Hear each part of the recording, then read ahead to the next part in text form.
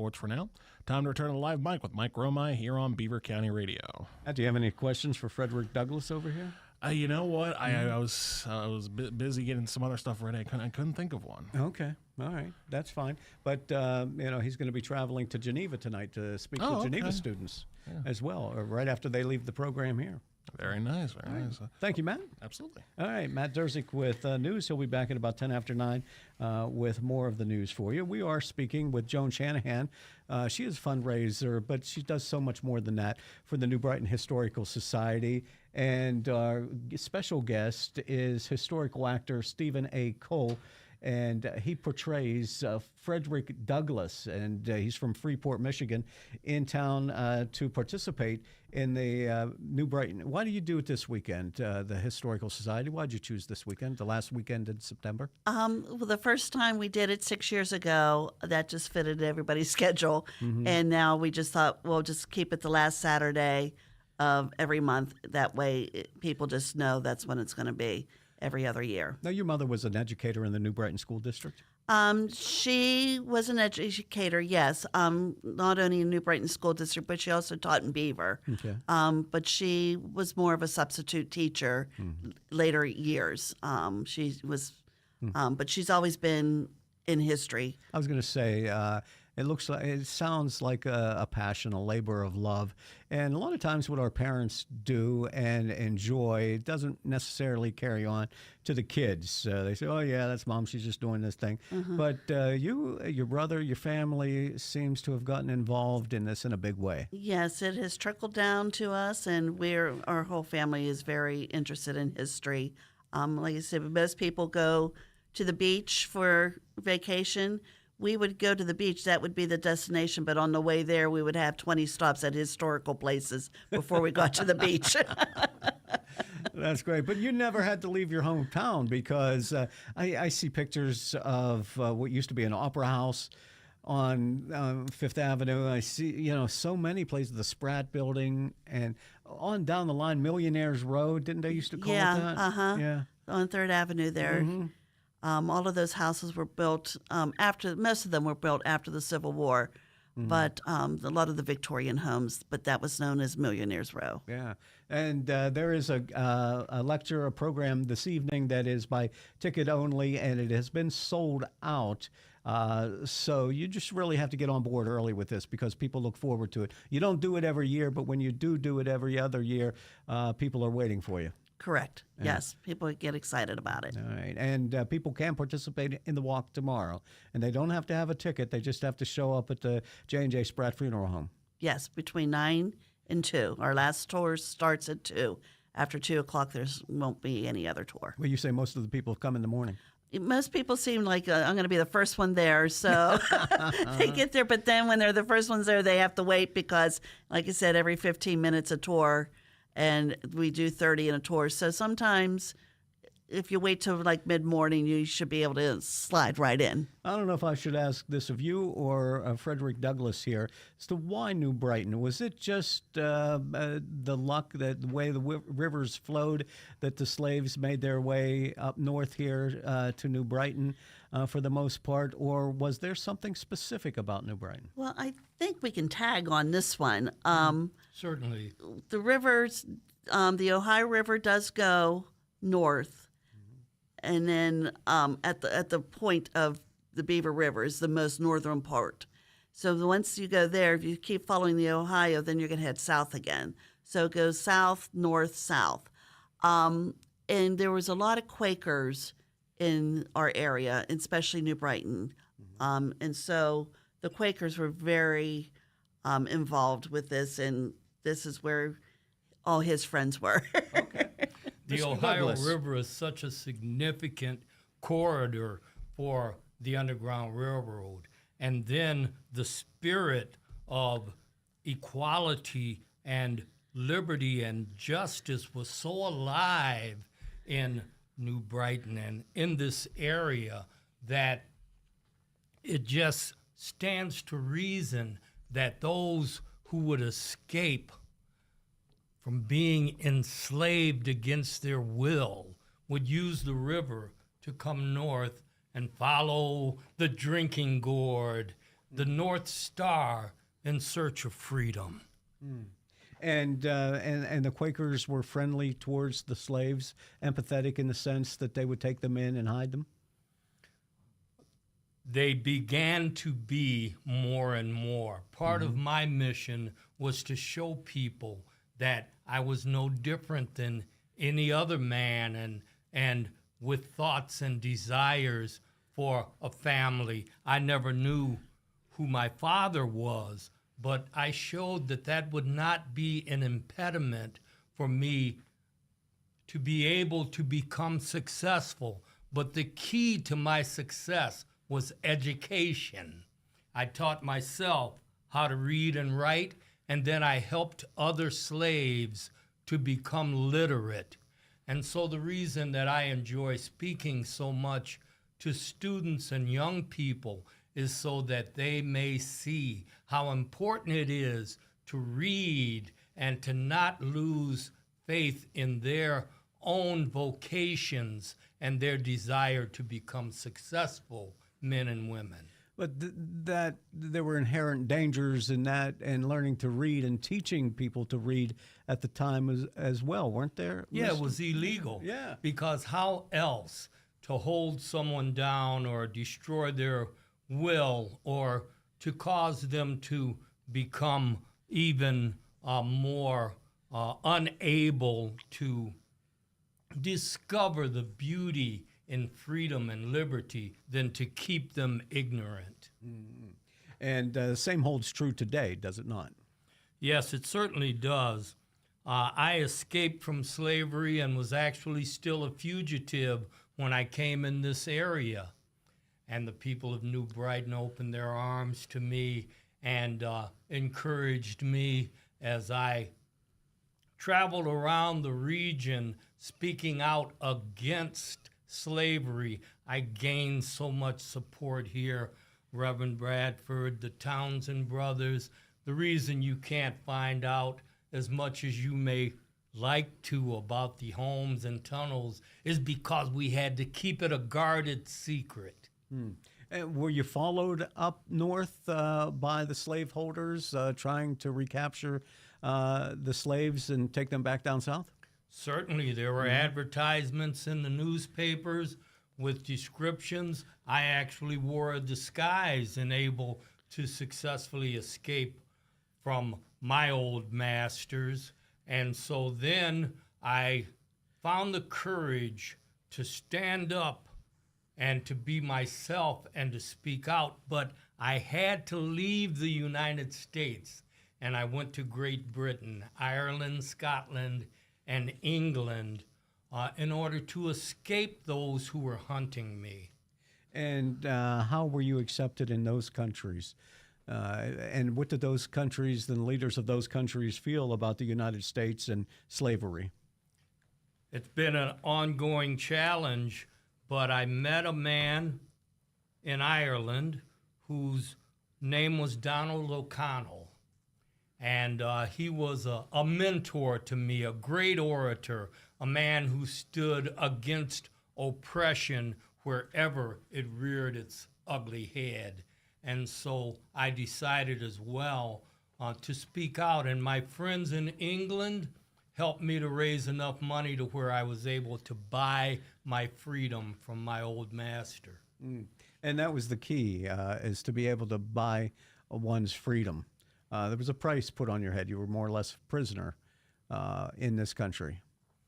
No one would like to be enslaved themselves, but people were very tentative to speak out because there was danger involved. And anyone in New Brighton who helped for slaves to escape risked their livelihoods, risked even their own freedom, because if you were found out to be an active conductor on the Underground Railroad, there were laws that would cause great penalties to come on your head. What was it like back in the days before the Civil War And during the Civil War, you had many conversations with Abraham Lincoln during those years. The climate of the country and the resistance to abolish slavery. Well, I had a few conversations with President Lincoln. There was a time when he was advocating that the black man return to Africa and that would solve the problem. But I had to vehemently remind him that I was born here in the United States and I'm a proud American, and I had no desire to leave my country. And as the Civil War developed, then I met with President Lincoln again to encourage him to allow the black man to take up arms in the great battle, because how were they to win the war fighting only with one arm, that right arm, the white arm, when they could fight also with the black arm and find victory in war? Mm-hmm. And at what point do you believe you got that message through to Mr. Lincoln? Well, when he began to draft the Emancipation Proclamation, certainly as the Union troops made ground in the South, the slaves would leave those plantations, and many of those who were even helped by Harriet Tubman, the great hero of the Emancipation movement, then those who escaped the plantations of the South desired to play a part, whether it was digging ditches or driving wagon trains pulled by mules with supplies, and then finally to be able to enlist and wear the American eagle on their lapel and actually fight for freedom and equality. Mm-hmm. None of us today living in 2023, white or black, will know what slavery was truly all about, what it was like to live in slavery, to have family members who were torn apart and separated for their lives, women who were raped and beaten, men beaten and lynched in this country. And as we move forward from the days of Frederick Douglass and Abraham Lincoln, today we're hearing that, well, slavery in terms of what it was all about, you did learn certain trades, and slaves were able to prosper at a different time because of what they learned as slave. Is that trying to rewrite history? Well, I think that if you were to travel to Africa, you would see great monuments, the pyramids, the beauty and the ruins that are left from Timbuktu and Mali, 1,000-year-old libraries. And then people may be able to realize that Africans were quite skilled long before 1619. Mm-hmm. We're talking with our guest. He is Stephen A. Cole. He is giving a reenactment. He portrays Frederick Douglass, and he is in Beaver County this weekend as part of the New Brighton Historical Society's third biennial Underground Railroad Walking Tour, which takes place tomorrow. The Historical Society is welcoming Dr. Lawrence Glasgow this evening. Joan Shanahan is with us, and she is a part of the New Brighton Historical Society as a fundraiser. Have you found it more difficult over the years, Joan, to raise funds for historical efforts like you have in New Brighton? We have. With our place that we just purchased 3 years ago, right after the pandemic. So people are a little still tight with money and businesses because we're coming out of that. But we do have grants that we've applied for, and so we've been counting a lot on grants. We will be starting our letter fundraising here in November, and that's our big fundraiser for the year, our letter campaign. But yes, it's tough, and as anybody comes on the tour tomorrow, we'll see we have undertaken a huge building here that needs a lot of work. But you'll also see the history there and all of the neat things, the wallpaper we've uncovered, the original tin roofs, ceilings fireplaces. Tell us about the tour. When people come for the tour, will you say they won't be able to go into the homes? Some of the homes you're going to be able to get into, and some of them you will not. Two of the homes, Spratt's Funeral Home will be one of them, and that was the Robert Townsend House. And then the Irish Townsend House, the one that we are redoing, you'll be able to go through there and see what's going on and take a look at that house.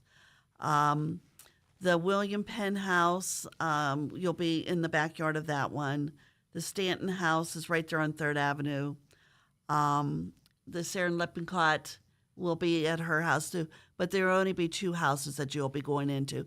And then, of course, at the very end, the Merrick Art Gallery will be open. So if you've never been there, that's a really nice opportunity to go check that out and go upstairs and look at all of the wonderful art they have. How many homes are involved in the? We have 8 stops on this tour. Nice. And the tour will take about an hour and a half to walk it. And some of it is uphill, so... Wear your walking shoes? Wear your walking shoes, yes. Wear your walking If shoes. you need to be assisted by a cane or a walker, bring that along with you as well? Correct, yes. Okay. Any refreshments along the route?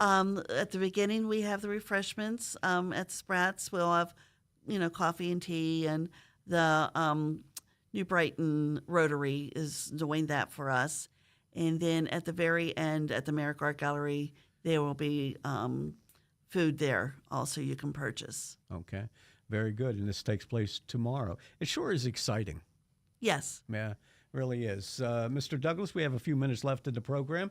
Frederick Douglass is our guest of honor here in the studio. Anything else you would like to pass along? Because I understand, Joan, that after you leave here, you will be escorting Mr. Douglass to Geneva College. Correct. Yes. From here, we go to Geneva College. We're going to meet with the students over there. And I believe some of the high school students from Beaver Falls High School are going to be up there joining us, too. And Frederick's going to kind of give them a little history lesson on what he's been through. Okay. I will be also walking the tour, Mike, and you look like a young man. You should be able to also walk the tour. I was born Frederick Washington Augustus Bailey, and if you'd like to find out how I became Frederick Douglass, then come out. Okay. I have a message for all, because you see, a man's rights rests in 3 boxes: the ballot box, the jury box, and the cartridge box. And the man who's outside these boxes is in a bad box. So let no man be kept from the ballot box. And together, let's see what we can do to make this great nation what we all dream that it can be. And the wisdom that you convey to us here is wisdom that has lasted well over 100 years in this country, and messages that that we can learn from even today as we try and bring it all together. Certainly, you treat other people the way that you would want to be treated. I was shown kindness by my grandmother, by my old master's daughter, and even my master's wife, who helped me at first to learn my letters by reading the Bible to me. And part of the message when you talk to the young people, you talk to the classes, reading seems to be of utmost importance to you.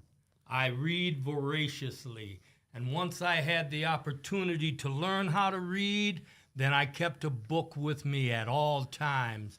I only pray to be able to say something that would encourage young people to continue in their education. Yes. And as I'll ask you to step out of character again, have you found this to be very rewarding in what you've been doing for years as Frederick Douglass? It's a challenge. As times change, then it's a challenge for me to come before people, and I use Frederick Douglass's speeches and his words in my presentation. I don't interpret as Stephen Cole. I use his words, which I think are meaty enough, and then I answer questions according to what I know about him and his life. Because he loved the arts, he played the violin, he read poetry. He took his name from a poem by John Greenleaf Whittier. He loved the idea of being able to live life as a free man, and he knew that that was only possible to him through education. Very good. We're out of time. I want to thank you for being here. Anything else, Joan, that people should know? They can't, if they don't have tickets, can't attend this evening, but what else do they need to know about the New Brighton Historical Society? Well, just come on out tomorrow. We're going to be there, all, like I said, from 9 to 2. Wear your walking shoes and learn a little bit about not only New Brighton history, but a little bit of Beaver County history also through the tour. So, yes. Okay. And you don't have to register or anything for the tour tomorrow? No registration and no tickets for the tour tomorrow. Okay, very good. Joan Shanahan, thank you so much to your group, the New Brighton Historical Society, your family, for continuing to educate people about the history of New Brighton and Beaver County. Thank you very much. Thank you. And Stephen, thank you for being with us. Frederick Douglass, thank you for being with us. We've learned a lot from you this morning, and wish you well in continuing to get the message out to young people in this year of 2023 and forward. Thank you, sir. Thank you. All right. I'm Mike Romigh. This is the Live Mic on Beaver County Radio. Pittsburgh Penguins hockey is back on Beaver County Radio. Crosby out the center. Tried to get around the stick, and McAvoy does. On the backhand, centers in front. Russ flips it on net and scores! That was magical! Tune in all season long as the revamped Pittsburgh Penguins are on a quest to win their 6th Stanley Cup championship. Penguins hockey on Beaver County Radio is being brought to you by the St. Barnabas Health System, Falcone's Moon Township Ford, Patriot Home Care, Friendly Federal Credit Union, the Keystone Wellness Program, and Beaver County Radio. Hey, it's time to wake up, Beaver Valley. Hi, this is Pastor David Grove from the Church of the Redeemed of Beaver Valley. After over 2 years on the air, it seems that some of you still cannot get up in time. So I've got good news. Wake Up Beaver Valley is moving to a new time, now airing from 9 to 10, this and every Saturday morning. It's time to wake up and turn our hearts back to the cross of Jesus Christ. So I invite you to wake up early this Saturday. To find out more, it's Wake Up Beaver Valley, Saturdays from 9 until 10 a.m. on Beaver County Radio. God bless you. There's lots to look forward to this fall, and if your plans include long trips to see all the season has to offer, the Beaver Valley Auto Mall's Express Lane has just what you need to safely get you there. Get ready to roll this October while the Beaver Valley Auto Mall is offering the tire deal of 2023. Buy 3 tires and get the 4th tire for just $1. The time to save on tires at Beaver Valley Auto Mall is almost here, so mark your calendars now. It all begins in October for a limited time. Buy 3 tires and get the 4th for just $1. Right now, Beaver Valley Auto Mall is offering 3 oil changes for just $165. That's just $55 per visit.